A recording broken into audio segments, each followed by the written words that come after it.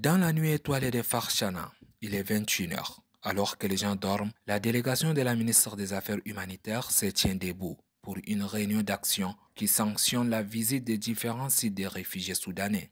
652 000 personnes sont enregistrées. Il y a parmi les enregistrés, 88% sont des femmes et des enfants et 14% sont des personnes à besoins spécifiques. Entre graphiques et interactions, tout passe pour montrer les manquements relevés dans la prise en charge de cette couche défavorisée. Tout paraît urgent. Le chiffre alerte, 630 339 réfugiés soudanais rien que dans la province du Wadaï. La charge est grande et la ministre appelle les partenaires à l'action. Nous avons constaté la non-viabilisation effective du site de Dougui.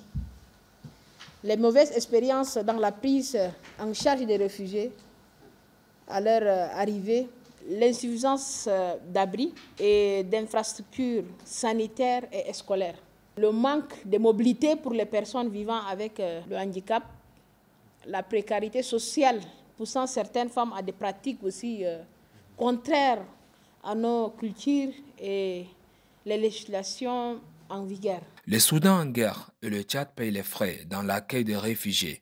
Les populations hautes se voient particulièrement fragilisées, nécessitant, selon la ministre, une attention particulière. Renforcer l'accès aux soins médicaux avec plus de médicaments, d'équipements et aussi d'ambulances si possible. Accroître les infrastructures scolaires et les personnels enseignants qualifiés.